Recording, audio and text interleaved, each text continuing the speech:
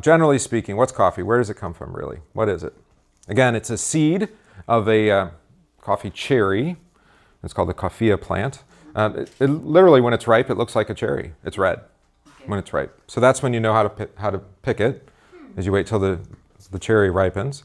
You can only grow it, I don't have a map, but only around the band around the equator from, I wrote it down here, Cancer to Capricorn, which we all know. I think it's about 20 degrees off of the equator, because you need particular climate. It's a combination of warmth and it needs to be a little bit dry, and then also elevation. So it tends to be mountain grown. Now you can see the true tropics there. That's right. That's what they're called, the tropics. 129 species identified. Only 2 primarily are grown commercially, or matter commercially, right? One is called Arabica, and the other is called Robusta. Arabica is generally considered the higher quality, and Robusta is the less. Arabica is actually a subspecies or genome, I can't remember, of Robusta. So it was bred over time for its flavor and quality. So Robusta tends to be actually a little bit more robust, both in flavor but also from disease and pests and other kinds of things, which we can talk about if you want. All right. Again, second most traded commodity after oil. Wow. Yeah, isn't that something? And 2 primary markets, commodity, which is what most people drink, and then we're going to talk today about specialty, all right, which I would say focuses on quality, where the coffee comes from, and I think economically too, supporting those farmers in growing higher quality coffee. Because it's just like any kind of commodity. I mean, you could do this with food commodities, right?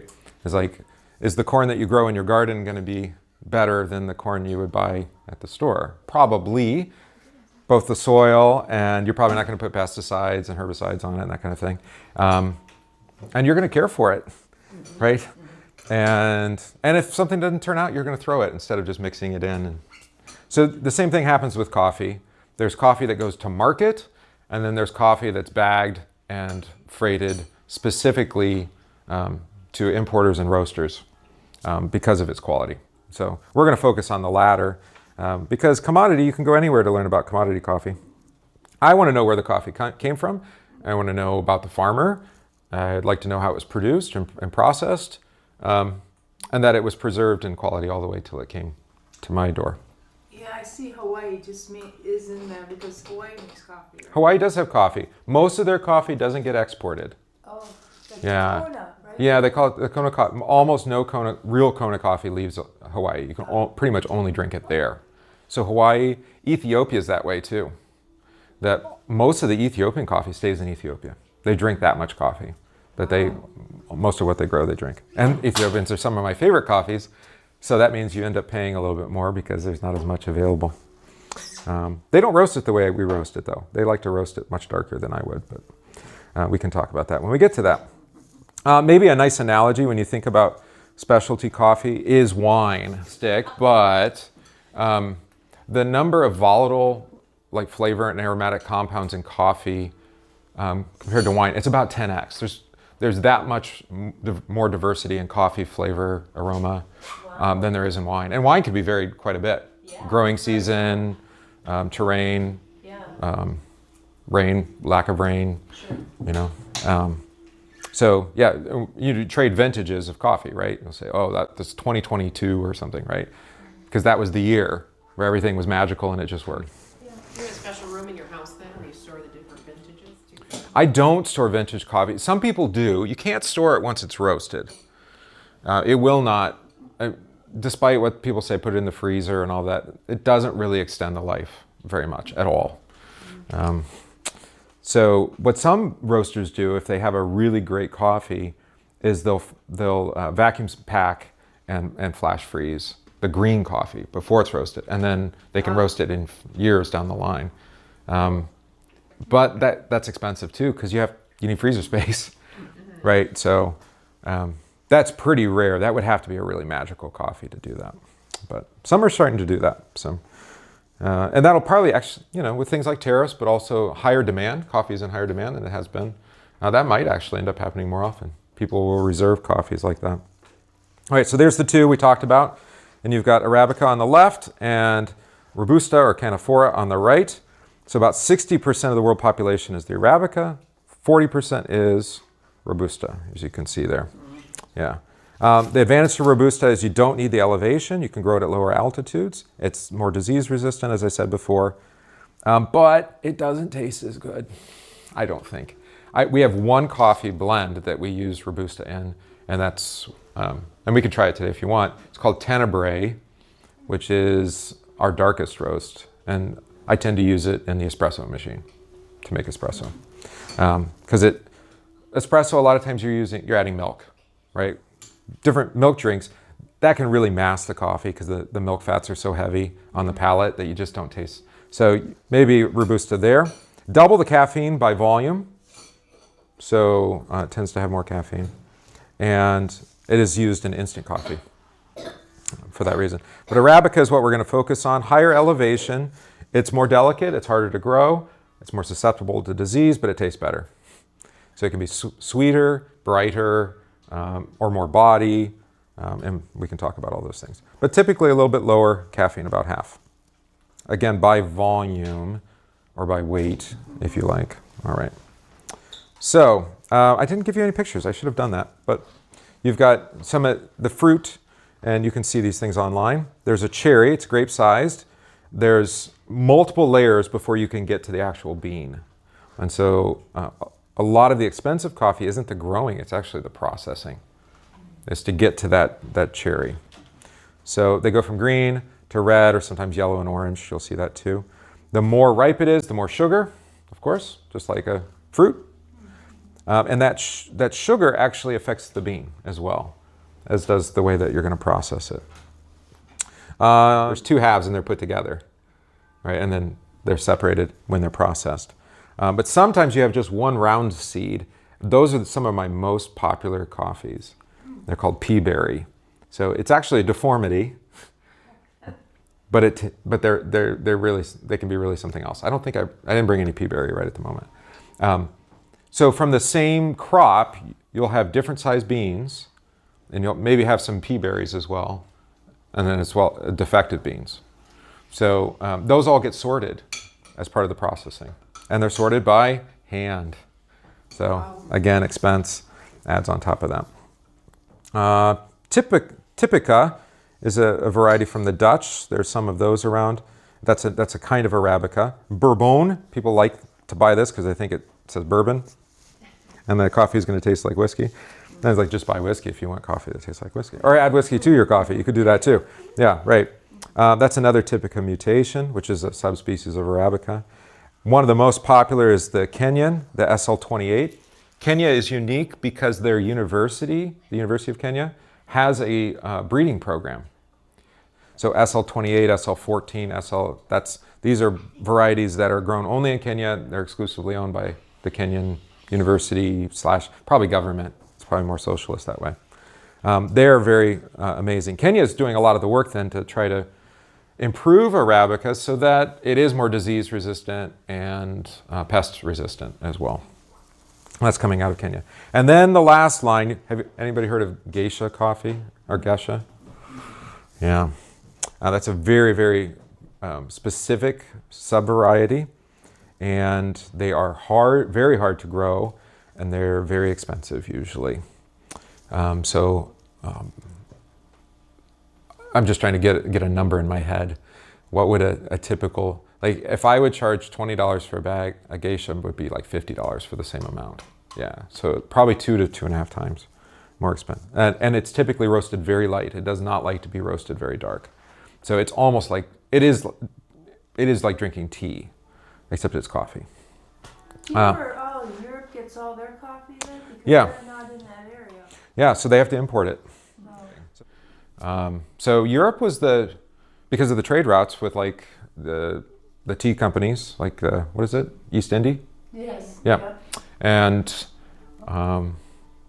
Silk Road, and they were bringing coffee in from Africa and from Asia. primarily. The coffee wasn't native to South Central America, but it was brought with the increase of trade. Different people argue about where the birthplace of coffee is. Yeah, and there's different legends, of course. So one, it's an argument between Ethiopia and Yemen. So if you ever want to, see a fight, put a Yemenese person and an Ethiopian person, same room, and say who was the inventor of coffee. I guess, I don't know. Yemenese coffee is hard to get because they seem to be under civil war all the time. So depending on what part of Yemen, you might be able to get some out. I've had some, but the Ethiopian coffee, pretty good. You just Ethiopia, the ports are controlled by gangsters, so you just have to pay everybody to get it out. That's most of African coffee, East African coffee especially. Kenya is a little bit better. Their port is government controlled, which is just an official mob controlled. So there have been 3 big waves of coffee. Everybody remembers Juan Valdez? Yes. Yes. Yeah. Yes. So that's what they call first wave. Mountain growing. Exactly. This is regional blend coffee. So you'll take the whole growing region of Brazil. They basically created it was socialism, but everybody contributed their coffee to the big pot, and then the marketing team, said, here's how we can market this. There's Juan Valdez, and everybody's going to say, oh, we want Juan Valdez coffee. And they put a name or a face to the coffee. Thankfully now, especially with the internet, but even just with global trade, you can have a face and a name to a coffee grown in the mountains anywhere, right? You can even correspond with them, right? It's not hard, whereas it used to be. Anyway, the first wave, that's what it was. It was primarily countries or large growing regions, and it was mass marketed to Americans primarily. That was the big deal. Europe had been drinking coffee for a few hundred years. If you're Lutheran, famous Lutheran composer, Johann Sebastian Bach, everybody heard of them? Yeah.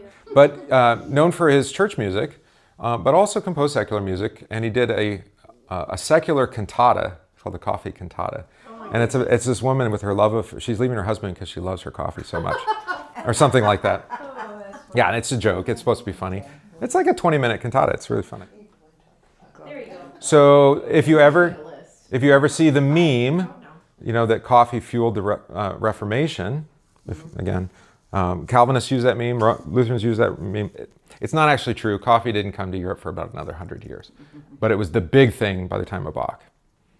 So the coffee culture, going to the cafe, it's roasted there, the whole deal. This is hundreds of years ago. So it was definitely more popular in Europe than it was here. So it's post-medieval? It was like Yeah. Renaissance? Yeah, it's definitely Renaissance coffee. Coffee's Renaissance because you have free market, you have trade. These are all things that came in the Renaissance. Luther talks about them in the Large Catechism, but he's not a big fan. But that's really what enabled that kind of widespread trading. Some of that was already happening at the time of the Reformation because you have like the Spaniards, right? Sailed the ocean blue, 1492. Yeah. Reformation's 1517, Yeah. right? So that whole free market, free trade, nations importing things, that was happening. All right. So there we got all sorts of information. So how do we get it to the point where we can drink it? So it takes 3 years to fruit after you plant a tree. The rain triggers the blossoming. All right. So it's very similar to any spring. You usually get 2 harvests. Not every farm does, but depending on the growing place, you might get 2 harvests. 9 months from flower to ripe cherry. All right. It's a long time. Yeah. So I don't, because they basically almost have a year-round growing season. You can offset the crops that way. So I'll get a spring and a fall harvest from the same farm. Gotcha. Yeah. They could do strip picking, but that damages the plant. But that's cheap, so that's what you're going to get with factory coffee. Specialty coffee is they go through, and just like picking strawberries or whatever, you go past, you get all the ripe ones, you come back the next day, you get or if it was too cold, you have to wait another day, right? And then it's the same thing with coffee. You just wait till they're ripe. You don't want to pick before they're ripe. Then you have to dry the cherry. Well, you have to get the cherry off the beam. Okay, and there's different ways to do this. Wet milling is they run it actually with water and just steel discs and other things as an abrasion to try to just take that coffee cherry off. And then you end up with the bean, which is also covered with a mucilage. That's usually the least expensive, but also the more predictable. Least expensive, except you need water and electricity. So depending on where you are, I mean, if they can use natural water flow to create electricity, because you're talking about, you have to get those cherries to the processing plant. You can't put the processing plant on the top of the mountain, but how far down the mountain do you want to carry those bags full of coffee cherries? You know, and by weight, I don't know what it is, but I think, you know, the beans are only a portion of the total bag. So sometimes they'll carry on their backs. Sometimes they'll put on their back and ride a motorcycle down the mountain. Sometimes use mules. Yeah, it's very labor intensive. So we get it to the processing plant. The other processing method, and I think we'll have at least one of these today if you want, is a dry process. So instead of using the machine to take the cherry off of the bean, you just put the beans out on drying beds and you let it dry like a raisin. Mm-hmm. Yeah, a grape to a raisin. Does it crack open then or something? Yeah, but it also ferments, which is a little unpredictable. We were talking sourdough before we came, and like where you start your sourdough matter. I mean, it changes the flavor. A sourdough bread here versus sourdough bread at our house is going to taste different, even if you follow exactly the same recipe, just because of the airborne stuff in the air. Different things. Same thing with coffee. So fermenting it is a little tricky. And then there's variants in between all of this. They'll do some dry, some wet. There's honey process. Mostly wet and dry are the two primary. All right, and then we have to dry the bean to about 11 to 12% moisture content, water. Otherwise, you can't really transport it because it will mold. People ask about mold. This is how you don't have mold problems. You dry the coffee before you ship it. In the air, on beds. It changes. The sun drying, you do this with tomatoes, right? Sun-dried tomatoes, they taste different, I think, right? I mean, the composition of the sugars and the other things in the tomato change just by letting it dry in the sun. But I would anticipate that just air drying it, you know, with a commercial drum or something, is not going to allow it to develop the flavors in the same way as sun drying. Of course, sun drying is, apart from the labor, is free. Anyway, and then there's a sticky film on the outside of the bean called mucilage. I don't know. Are there children here? No, they're gone now. It's like snot, but like really thick, and it's stuck on the bean. So that has to be dried off as well. That's part of the drying process, is that comes off on the outside. Some of that mucilage still is lodged in between in the crease of the bean, and that when we roast it, that turns into chaff. There's actually a chaff that comes off on the outside of the bean, and then on the inside, you'll see some of that. So you can kind of tell the roast level. We'll do this in a bit, but you can tell the roast level in part by the color of the bean, but also whether or not the bean has expanded to the point where that chaff has come out of the crease. It's a test. Yeah, it's a test. Yeah. And you'll find most of the commercial coffee, it will have roasted to the point where the whole bean will have snapped open, and that chaff will have come out. And so that's already, from my standpoint, already a dark roast then, if the chaff is not present. All right, so we'll see that. All right, lots of things. Oh, what did I miss? Ah, yes, to the mold point. They're shipped in grain bags, specifically to, they're basically one-way bags. So they do allow things to come out, but they don't allow anything to come in. Those bags, the kind of coffee I'm getting, that is an expensive proposition. Those grain bags are expensive. It's a special they're called Grain Pro. That's what almost everybody uses for the coffee.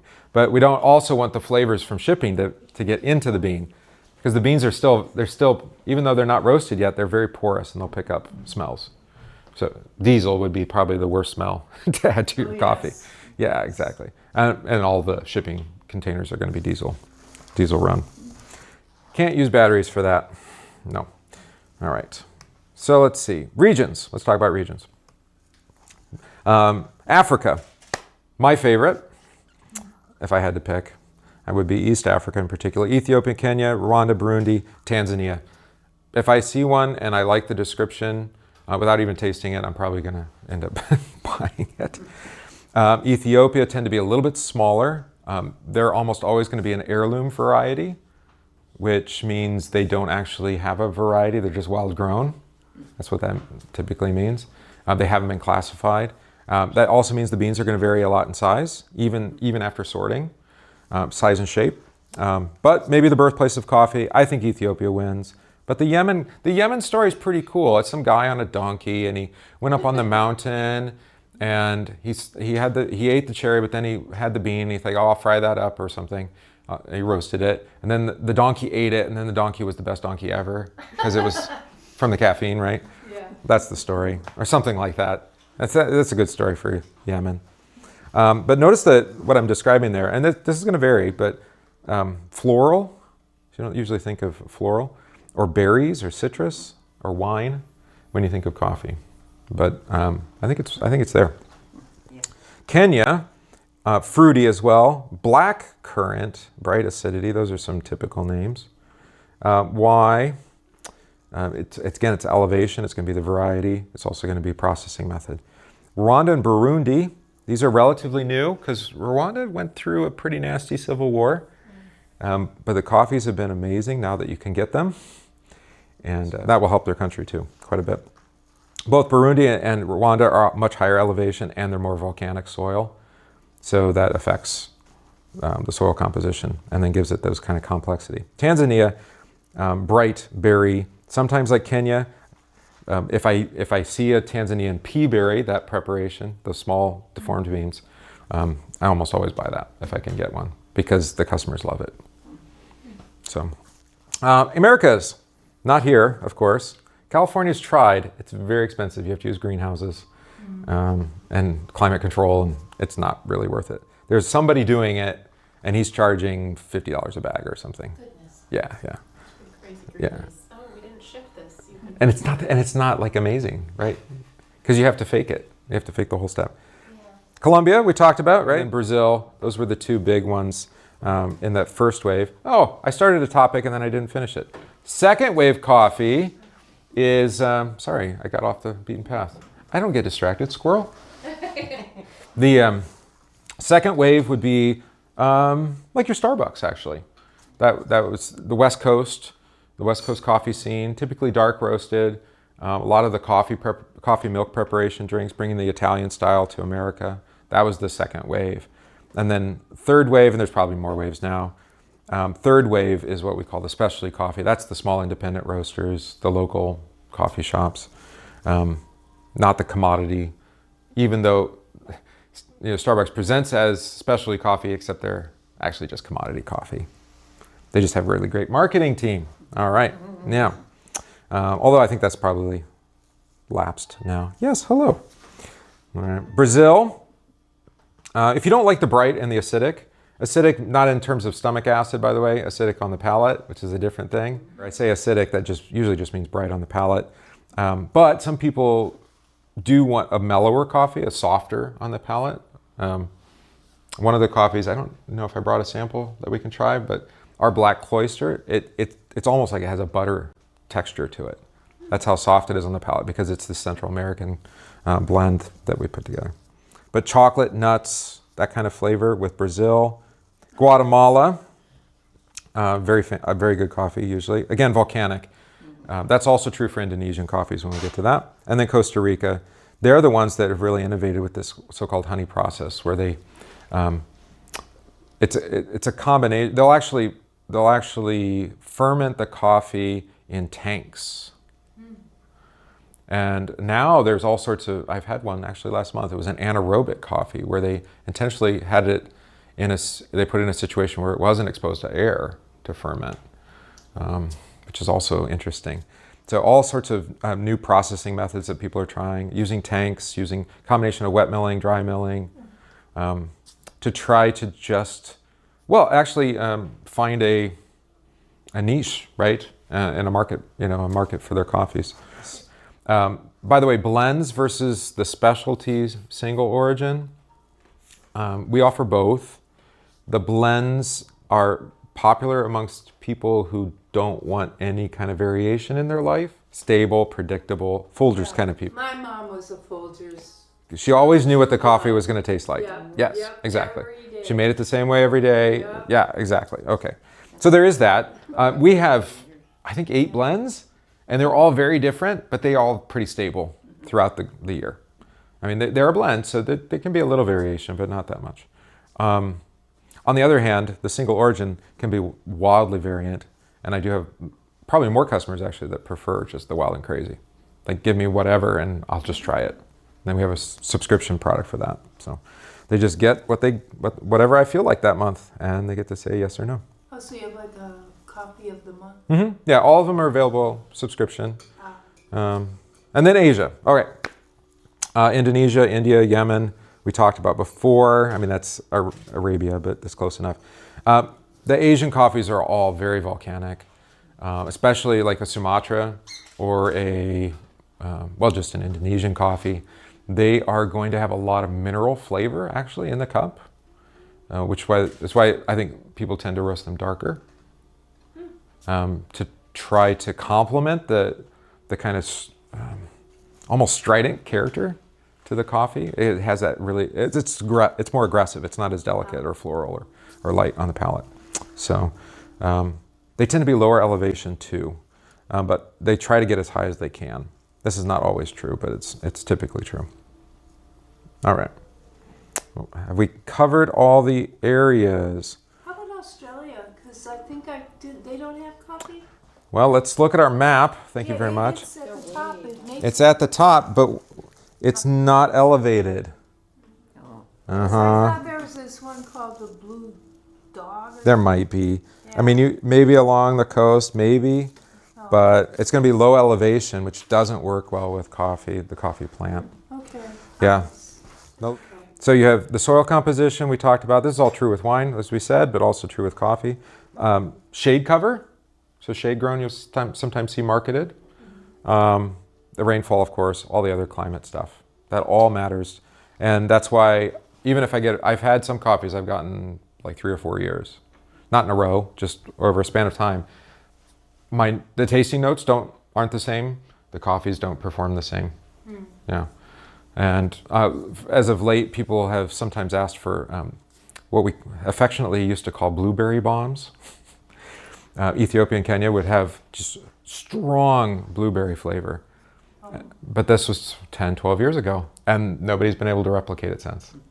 So it was the season. It was just all the factors, and it was just like amazing. Like, you wouldn't think, like, you thought it was flavored with like some kind of chemical blueberry, except it didn't taste chemically at all. Or the blueberry. So no such luck now. All right, processing methods. We talked about many of these already. I get ahead of myself, as of course you do. Dried in the sun, wet. Again, you use a machine before you ferment it in tanks. Pulped, natural.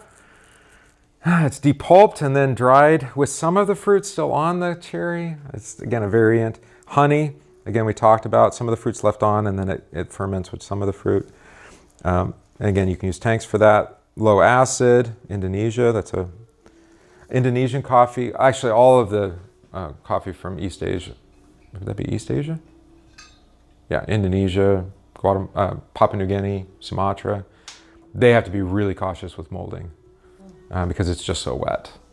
Yeah, and it's lower elevation, so it's not quite as dry for that reason too. All right. Again, most of the processing choices are economic. The more expensive processing is going to be limited to your better coffee. So do you do the more, less predictable processing method, or do you just wet process because you know you're going to get a good result, likely?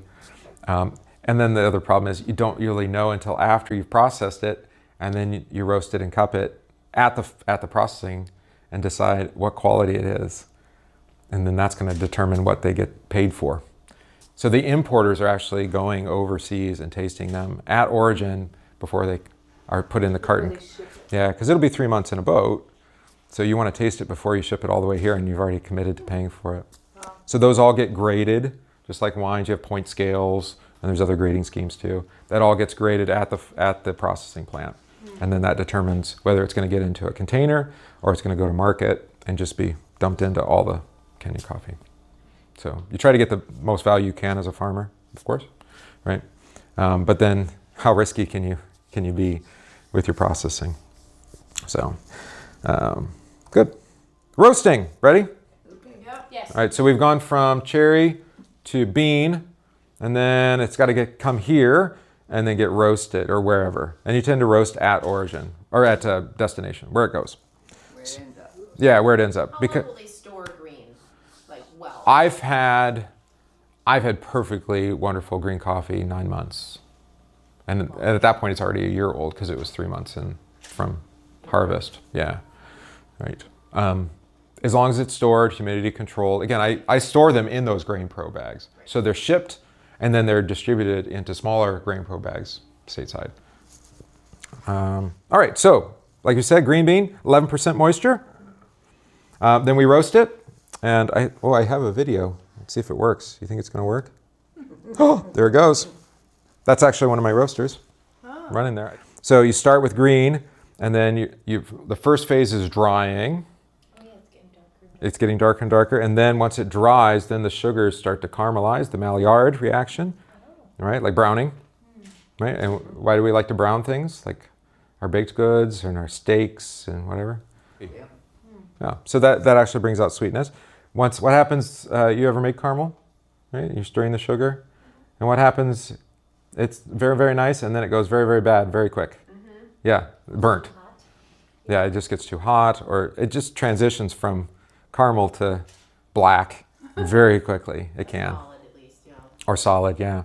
Same thing happens with coffee. Once the roast is done, I shut off the burner, then it's just cooling down then, and then I don't have to worry about it. But getting the end of the roast right, it varies because room temperature, outside air temperature, because I'm venting outside from the roaster. This is air roasting, by the way, if you didn't notice that. It's hot air coming up through the coffee beans, agitating the bean. It's a very large popcorn popper. So could I roast coffee beans at home in my popcorn coffee? That's how I started. Wow. So first crack.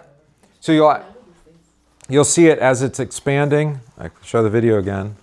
I thought it was just going to cycle, but it's not. It's dangerous to remember. I know it, Jake. So the beans, you can see, look at the volume in the chamber. You're going to see it's going to actually, because the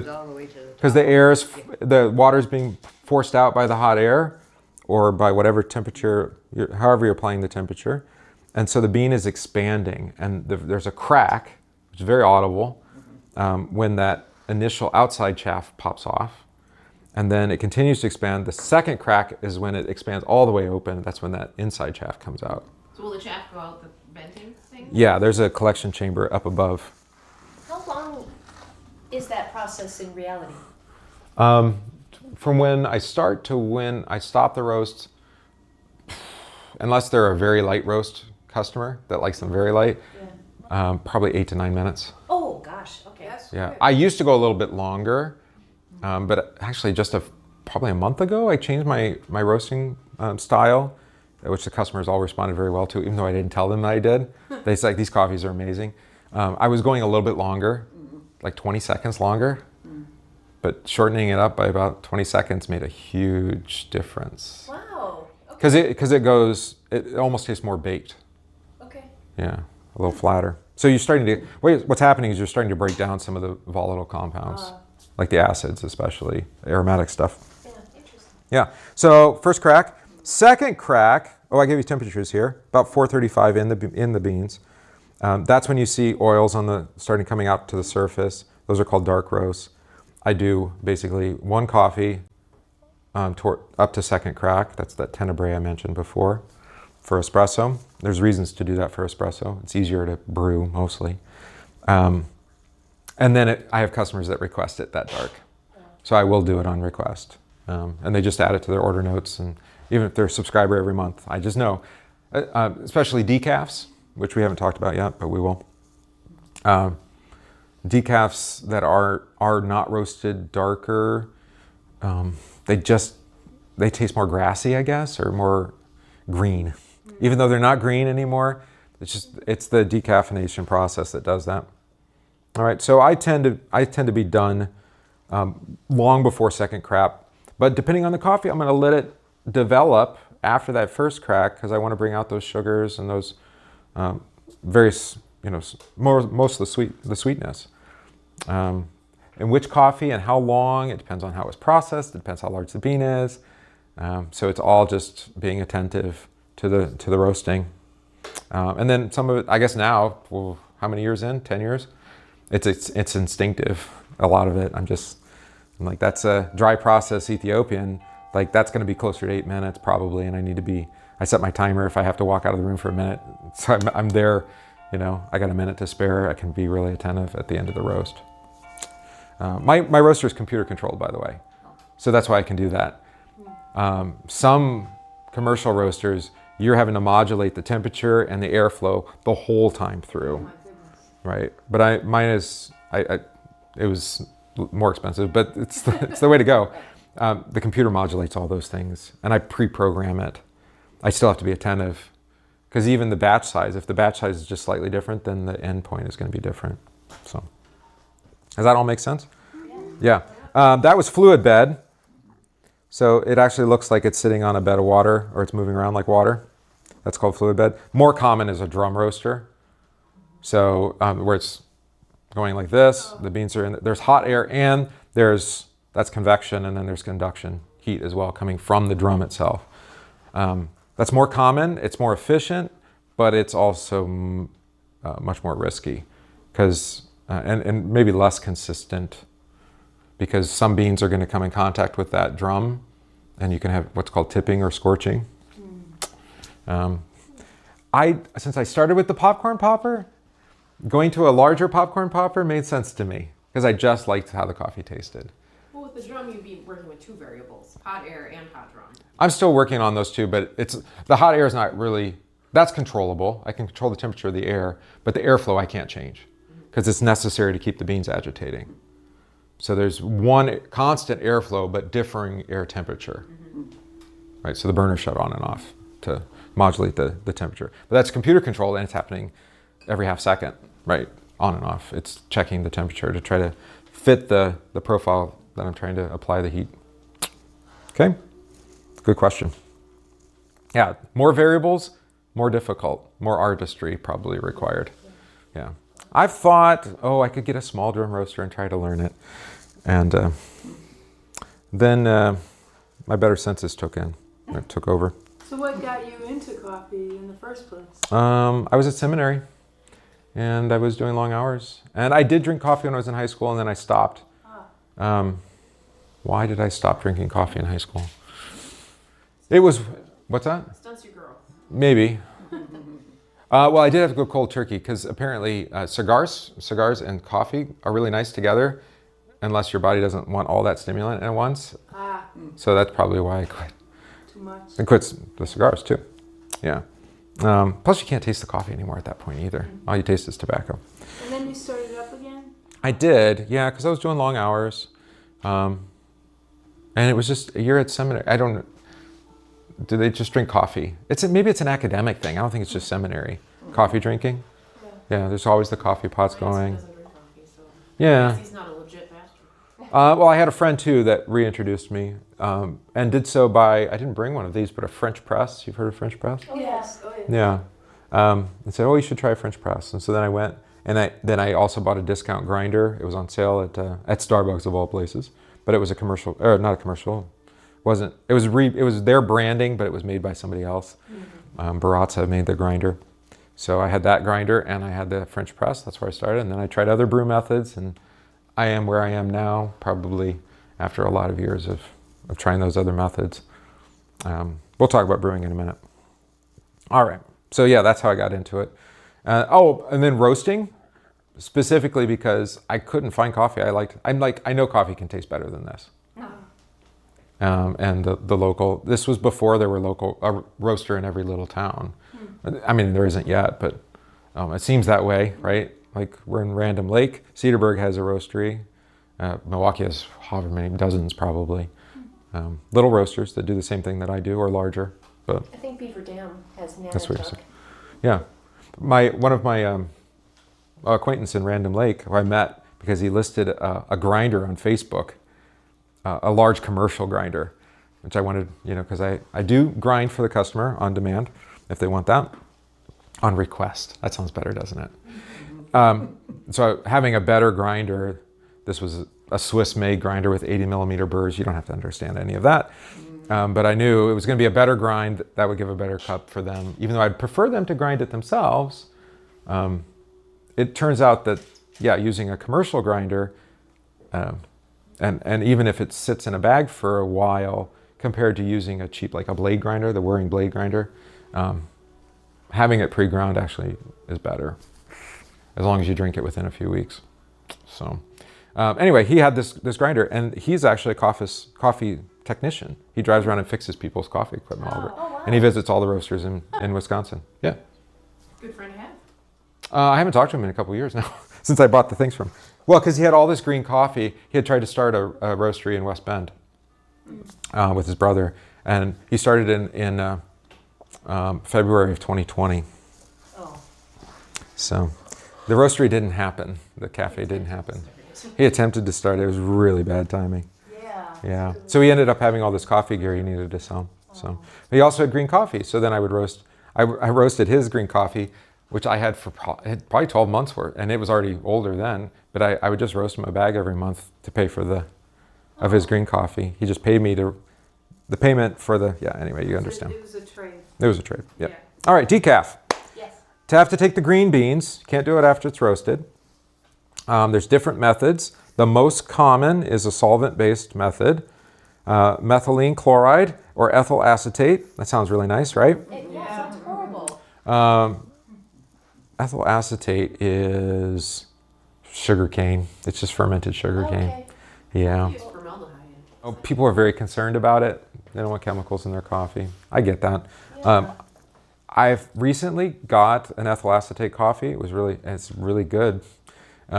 Because the primary other method, the water solvent method, the Swiss water process, that third point, is done in Canada. I don't know if you've been following the news. Shipping something to Canada and then back to the US Oh, yeah. is very expensive. Yeah, so what's happened to the decaf Swiss water process was out of Vancouver. That process patented there, so that's where they do it. So it has to be shipped from, it'll come from Guatemala, and then it'll come to Texas or to California, and then it has to be shipped up to Vancouver and then back, and you have to pay tariffs all the way through, right? And so the decaf, Swiss water process decaf, which they can't do at origin, they have to do in Canada, doubled in price in a month. My price. Well, you imagine, I don't pass it all on to the customer. I can't, because it's like, you go from a $45 bag of coffee to $70 bag or $80 bag, right? That's for a big bag. That's hard to stomach. So I've been looking for other alternatives. And the ethyl acetate seems okay. CO2 process, not as common, also most expensive. So there you go. It removes 97 to 99%. So by weight, Arabica has 1.2% caffeine. So you reduce that by 95 to 97%. So almost no caffeine left.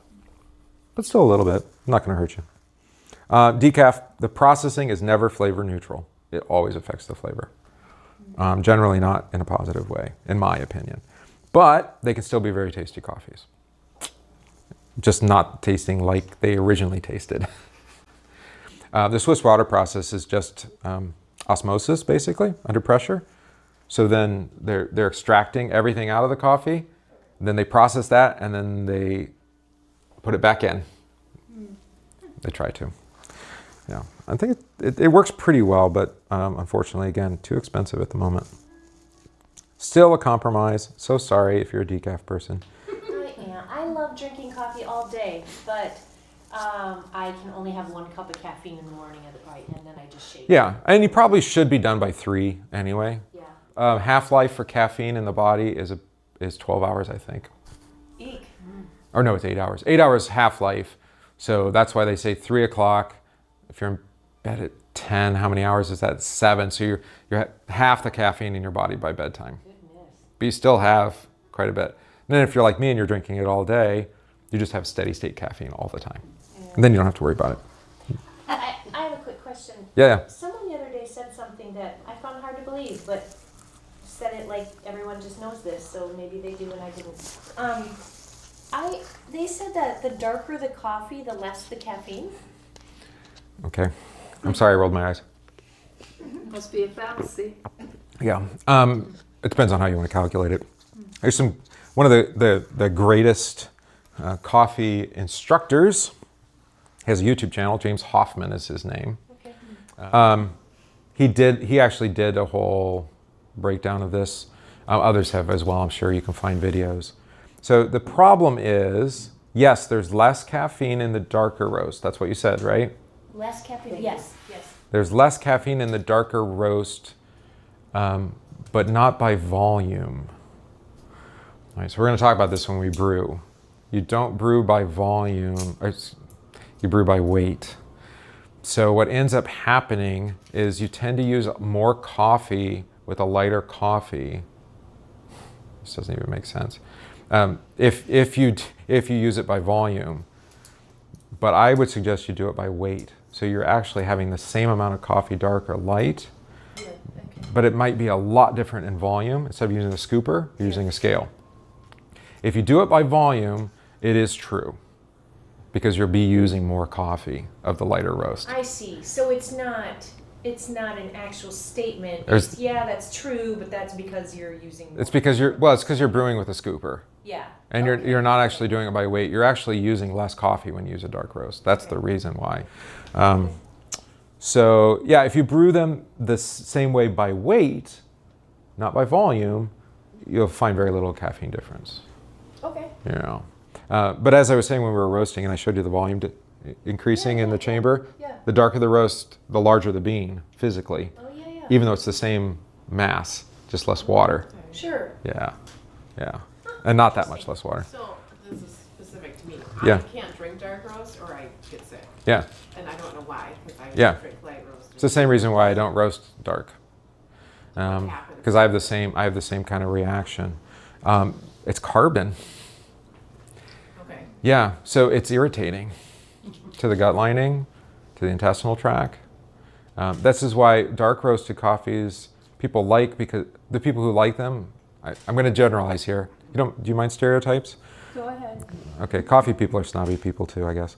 But they tend to not use very much coffee when they brew. So their coffee is not very flavorful unless it's darker roasted and it has those more bitter, for lack of a better word, coffee roasty flavors. Whereas a lighter roast with a better recipe, meaning probably more coffee by volume, by coffee volume, final product, it's going to be less irritating. Yeah, so a lighter or dark or medium So really roast. dark is a little further processed It's roasted further. on the roast. Yeah, to the point where it's no longer sugar, but it's actually burnt. Well, that might explain it. Isn't that like a thing that Starbucks does with their? Because like when I drink Starbucks, it's like burnt. It tastes burnt Yes, because it is. Yeah, they roast it long. It is. Now, why would you do that to your coffee? People like shiny I was things. wondering if there was a reason. No, the real reason is they use low quality coffee. Low quality and roast. So they roast it darker to mask the fact that they have lower quality coffee. Because because it wouldn't taste very good. Now it doesn't. Everything ends up tasting kind of the same. And they have medium roast, which tends to be higher quality coffee. So that's how but it's just economy of scale. They want to be able to buy coffee and sell it as specialty when it's not. There are darker roasts that can be very good. And again, I roast them dark for some customers and they like that. I prefer darker. You just burst every one of my bubbles. I told you I was going to ruin your coffee day, but. I like dark decaf. So you just Well, put it all but I told you why on decaf, because decaf tend to have more earthy, grassy, Yeah. and those flavors. I don't know. I don't want my coffee to taste like I'm eating dirt or like I'm eating grass. I'd like it to taste like I'm eating fruit, There you go. because it is a fruit. It is a fruit. All right, so let's talk practical now. Brewing. Ready for brewing? And we'll do some demonstration. Okay. So coffee is cellulose, insoluble, mostly. Only 30% of the coffee cherry is soluble in water, and that's what we want. Most of it, not all of it. All right, this is why recipe will matter too. Target extraction, ground coffee by weight is about 18 to 22%. You need a special meter for that. I don't have one, actually. It's a TDS meter is what it's called. Total dissolved solids. If you ever had your water tested, they do this. They'll say how many parts per million. Yeah, it's the same idea, 18 to 20% versus the water, or from weight, if the coffee is extracted. Under extraction is going to be less than 18%. It'll taste sour, thin, or astringent. All right, and what that means is you didn't get enough of the good stuff out. That could have been because you didn't grind fine enough, or didn't have it ground fine enough. Your water wasn't warm or hot enough. So it could be water temperature. It could be it was under roasted. Okay, over extraction, bitter, harsh, ashy. That sounds really nice, doesn't it? Oh no. So 18 to 22%. This has been consistent since the 1960s. There's not a lot of things that have been completely consistent. That's one. That's the kind of target extraction range. That's where the recipes came from on there. And actually, like Mr. Coffee worked with the different people to set the water temperature in their boiler, because the water temperature matters, and then the recipe matters, and so they were all mass marketed together to kind of give just this, for lack of a better word, generic American coffee. You know. Okay, here's. Yeah, it's hot. We ruined some of your coffee. Here's the other coffee myth that we're going to ruin. Strength does not equal roast level. The strength of the coffee does not equal the roast level. Darker roast isn't stronger coffee. Medium roast isn't medium stronger. That's bursting. That's interesting. When people say they don't like strong coffee, what they usually mean is they don't like flavorful coffee. I know that sounds terrible. So it's less just be using more ground. They're using less grounds, more water. Yeah. They want, so strong is just, it's extraction. Now, for some people, strong means bitter. So there can be some variance here. And bitter can be because it's dark roast, or it could be because it's over extracted, meaning you use too little coffee for too much. That's over extracting. There are some, the very last things that come out of the coffee are the stuff you don't want to drink. So that's why there's kind of a sweet spot in ratio. But we'll get to that when we brew some here. All right. Recommended ratio. Use metric.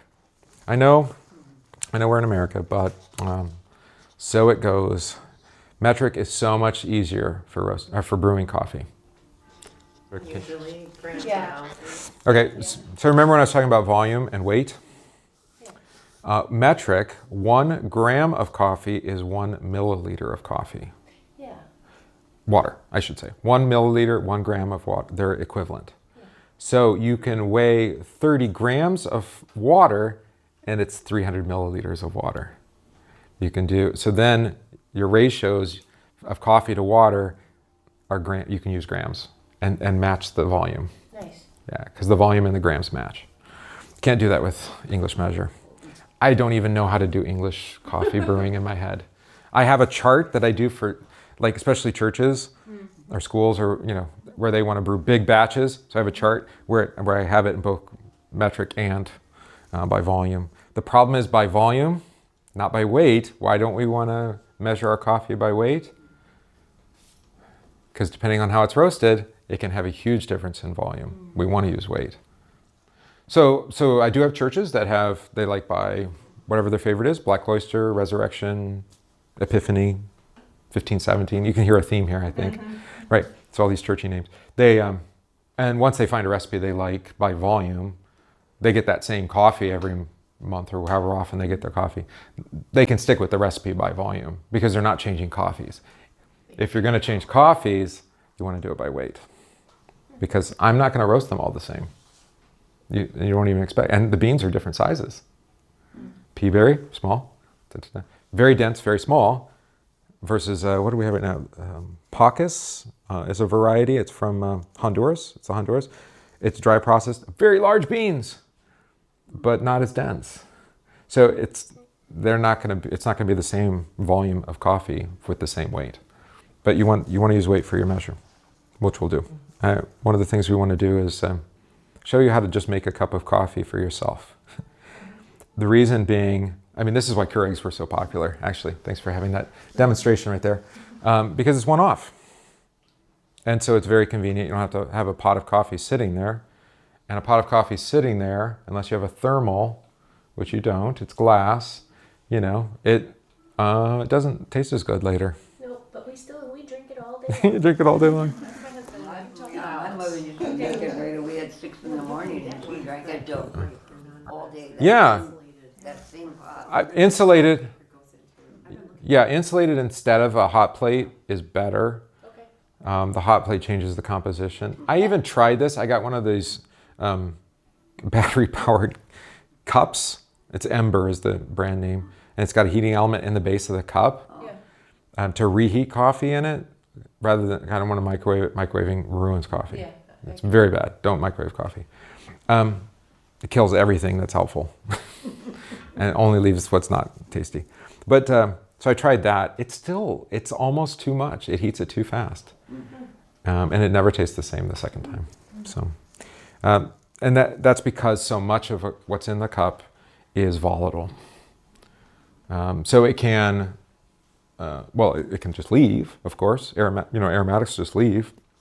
But also, especially before you brew, but it's been roasted, now those things can be exposed to air, and that's what coffee can go rancid. So that's another, coffee can be bitter just because it's actually, the oils have actually gone rancid. And if there's oil on the surface, don't like no shiny coffee, right? Isn't that what I said? No shiny coffee.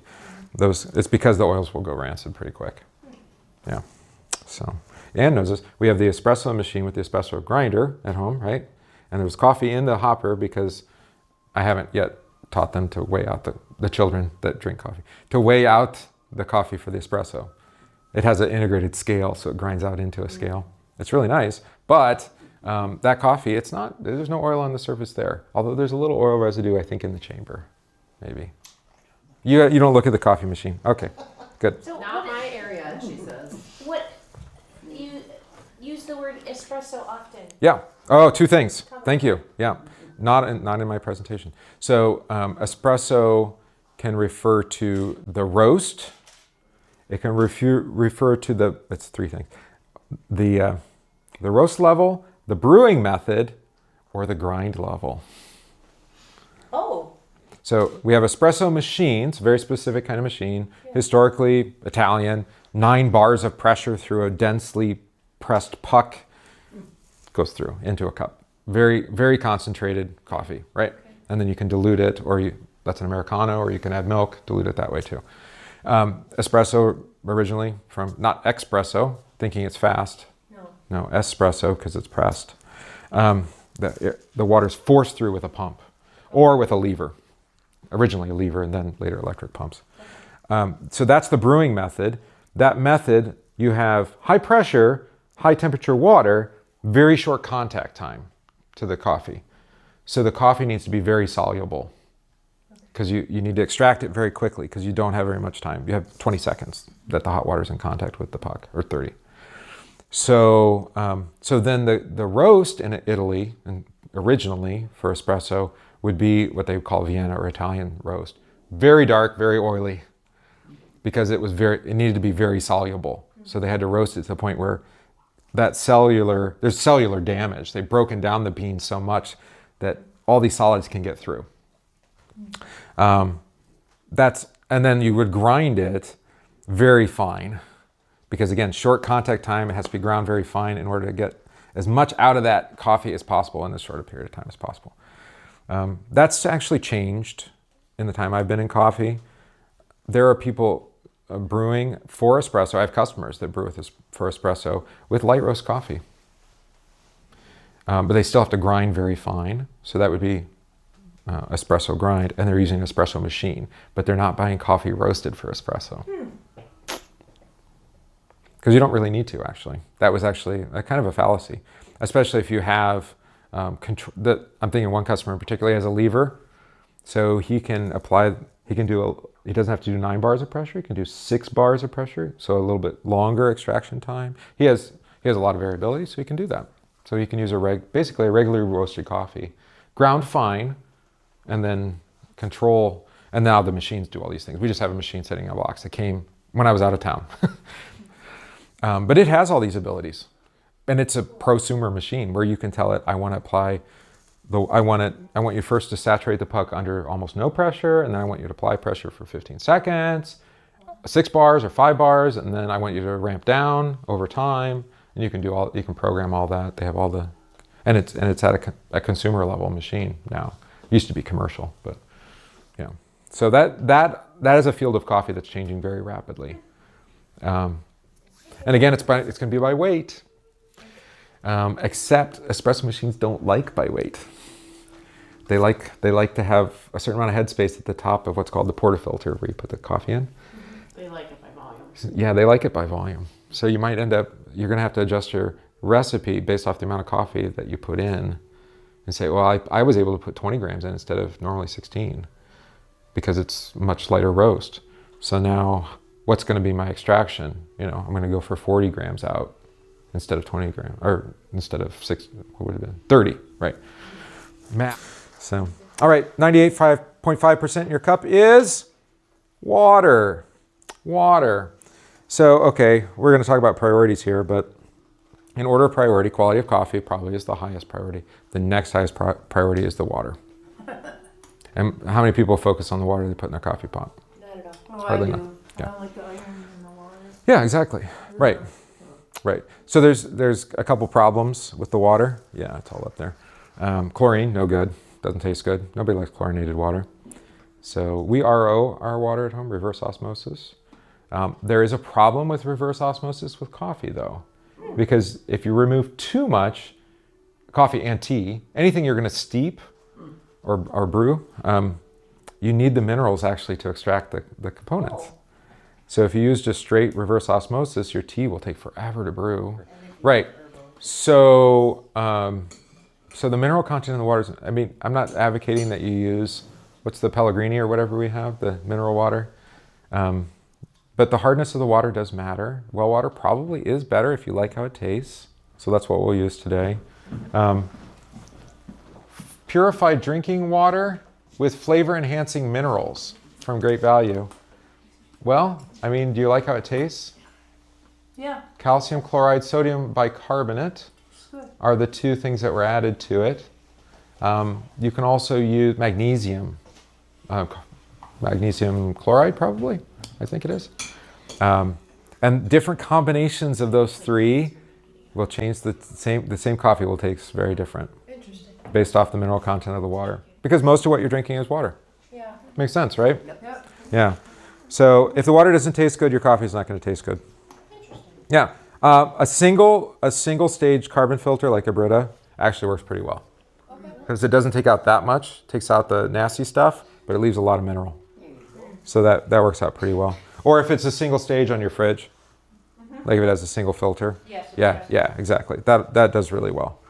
So very soft or distilled water actually can hurt the equipment too if you have an espresso machine. Hard water, of course, you get buildup. Yeah. And, you can see both of my kettles have buildup on the end. Yeah. It's just calcium, but it's there. That's even with the reverse osmosis water. Yeah. So, guidelines. SCAA, that's the Specialty Coffee Association of America. You all knew that? No. No. Guidelines. Odorless, clear, chlorine-free, 150 milligrams per liter TDS target. So that's pretty typical with a single stage carbon filter. What some people do is they do reverse osmosis, especially city. They'll remove everything and then they remineralize it. So they have a fourth stage that adds its minerals back in. And then you can be very precise as to how the coffee is going to taste. But you would have to be pretty nerdy to do that. Don't think I haven't thought about it. All right, well, we talked about pressure and machine already. Different kinds of machine. There's a little bit of pressure to the Keurig. The drip has no pressure. It's just drip. Automatic drip, though. And then the espresso machine, as I said, high pressure. High pressure. Yeah, high pressure going through the machine. It's basically, think like analogous to cooking with a pressure cooker, right? You can extract things very quickly because you put it under pressure. Same idea with coffee, right? That's on the right there. On the left, though, is immersion or filter. Oh, I didn't grab the AeroPress. I thought about grabbing the AeroPress. Could have done that. we'll be looking at V60 Chemex and Kalita. All three are here. Look at that. Oh, it's like I planned it. And then the French press we mentioned before, that's an immersion. French press is the most easy to brew. It's kind of the hardest to mess up, but it's also not the most popular. Oh, And I the have a French press here. And the reason, yeah, so I could show you how that works. Because French press is easy. You grind it relatively coarse in the bottom of the chamber. You add hot water, and you wait 4 minutes, and then you press it, and you pour it. But it's a metal filter, mesh filter, unless you get really creative and you add a paper filter underneath the mesh filter. And that lets through some larger solids. And so you can have a little grit in the cup, at the bottom of the cup. So you just don't drink the very bottom. Unless it's ground really, really coarse, that might not brew as well. So pretty easy, not too hard to mess up, but you have that, it's not as clean a cup. It can be a little bit gritty. One advantage I just recently learned though, is that one of the compounds that can't get past, that gets filtered out by paper methods is magnesium.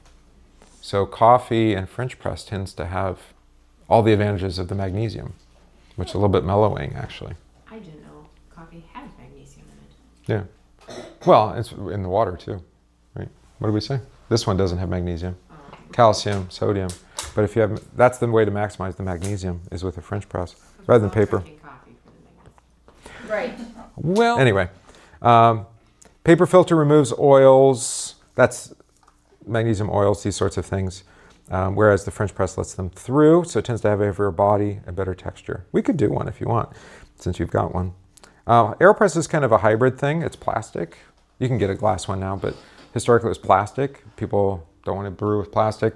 That might bother them.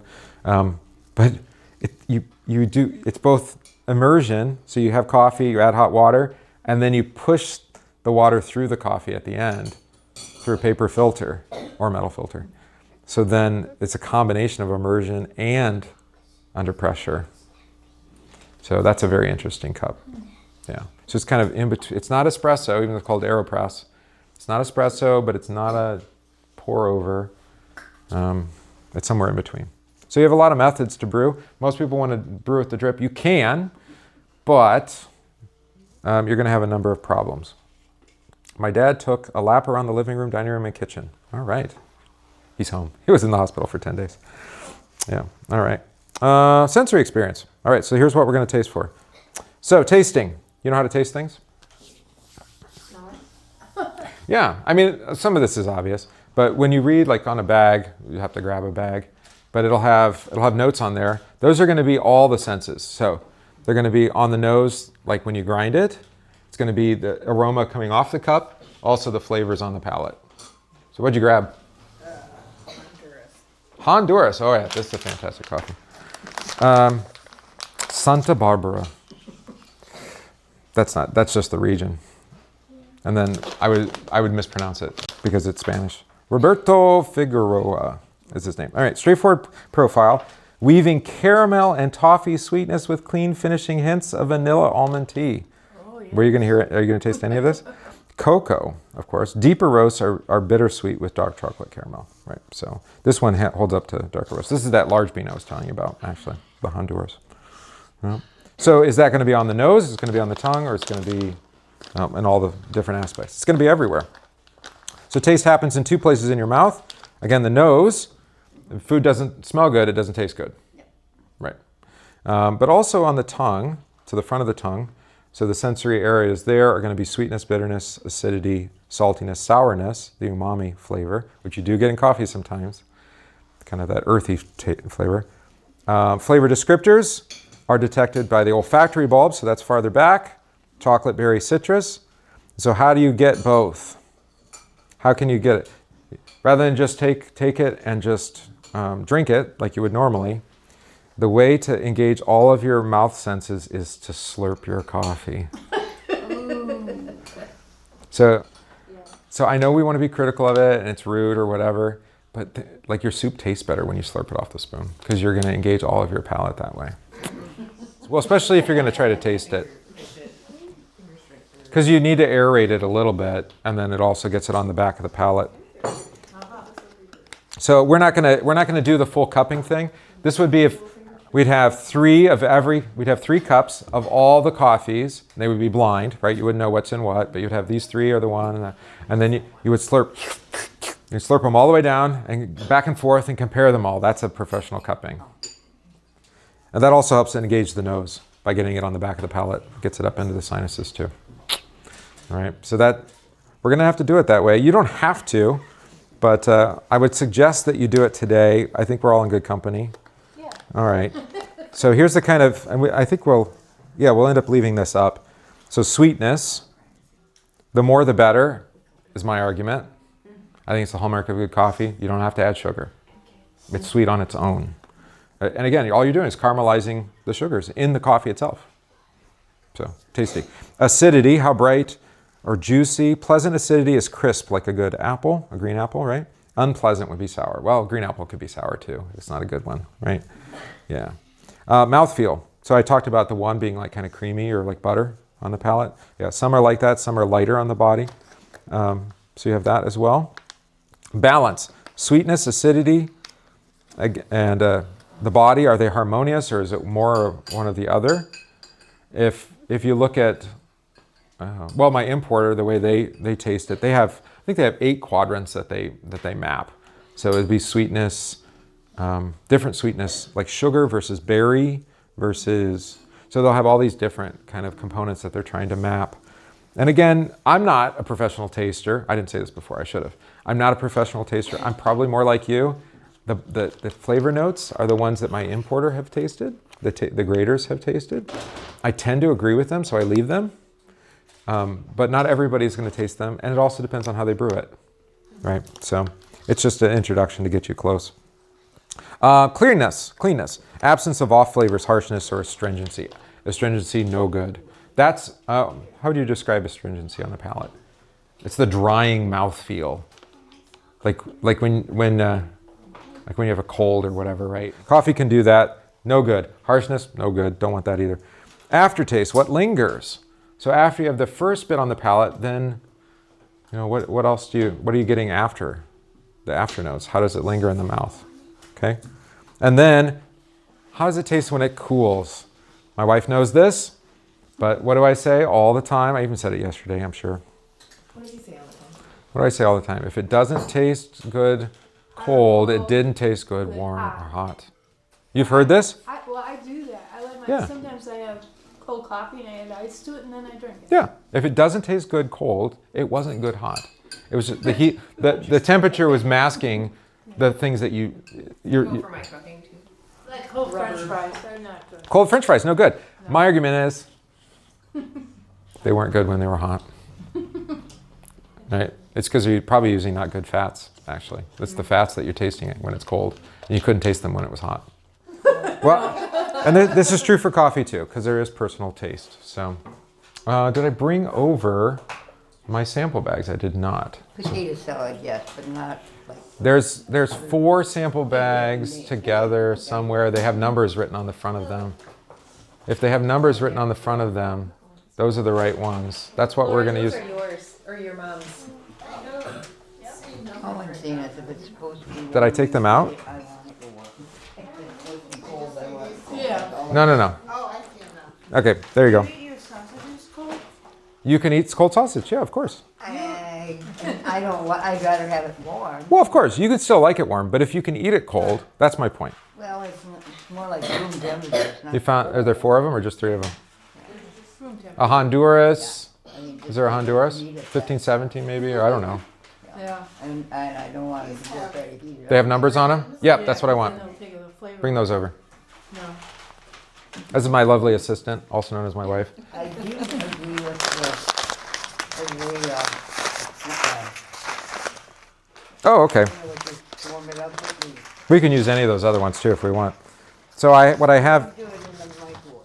Yeah, don't do that. Yeah. Microwave. no, microwave. Yeah. Why does microwave change? Because it's agitating the water. Remember we talked about roasting? That's agitating the water in the coffee intentionally to roast it. But do you do that after the fact? No, because it's just going to destroy things. Yeah. All right, so we have a few things we can brew. We're going to brew over here. So the Cuisinart here, which has coffee in it still, there's also a cup of coffee sitting here. That's my husband. Yeah, these chairs. He'll come in later and just put it in the microwave because that's what he does all day long. And I'm not saying that's the wrong way to drink coffee. Yeah, I know. It's not the way I would drink coffee. Oh. Can you see the Cuisinart from where you're sitting? Yep. So this is a shower head. This is actually a pretty nice shower head. Lots of holes, gonna get a good distribution. This is the basket with the filter, using a metal filter. So actually similar to the French press then, even though it's a drip. Not evenly ground. You can see that, big boulders. That would be my grinding. Okay. Got it. I said I'd be critical. And then, but these tend to also brew at a pretty decent water temperature. So grinding, you can do it with a hand grinder, or you can use an electric grinder. Most people use electric. I have electric. Why do you want to grind? We didn't talk about this. More surface area? Well, you have to grind to brew, but why do you want to grind fresh? Correct, because again, as soon as you expose the insides of the coffee to air, what's going to start happening? The oils are going to go rancid, all right, and the aromatics are going to leave. So the best flavor of the coffee tends to be immediately after grinding. So you don't want pre-ground if you can do it, but you're going to have to spend a little money then. So like this grinder, this is a fellow, which one is this? This is the Opus. I mentioned Baratza before. I have recommendations on our website. Yeah. This is a conical burr grinder. So there's two cones and they go against each other. But there's surface area and the bean has to go between those two, just like milling grain. It's the same idea, except this is two cones. Conical burr grinders tend to be less expensive than this is a flat burr grinder like the milling stones, except they're metal. But this tends to work better, or at least this tends to bring out the brightness of a coffee. So it tends to be good for espresso too, to give out a little bit more flavor. The flat burr tends to be much more even and in grind size. Why do you want an even grind size? Because you want an even extraction. You want to extract more from some coffee and less from others. You want to extract the same from everything. So people tend to focus on particulate size in the specialty business, trying to get even as much of the particles in the same range as possible. That's why I mentioned that the commercial grinder I have at home is an 80 millimeter burr. It's this big, two of them flat next to each other. And so all that surface area it has to eat. So you get some fines, of course, but you don't end up with any boulders. That's what we call the big chunks in there. So it is going to be the grinder. It's going to be the grinder. So everything that you would do, what I'm going to do here is doing this without pushing a button. I'm just going to do it by hand because I want to take control of all the variables. So I want to control when the water is applied. I want to control how much water is being applied and at what points. I want to control the water temperature. So the kettles actually have thermostats on them. So different brew methods. I mentioned these before. We have 3 here. You ready? And you'll notice they all look very similar. What's the shape of all 3? A cone, just like in here, right? Right. But now what's going to look different? You see that? Yeah. Right, so this is a very large aperture, big hole. How about this one? Very large hole.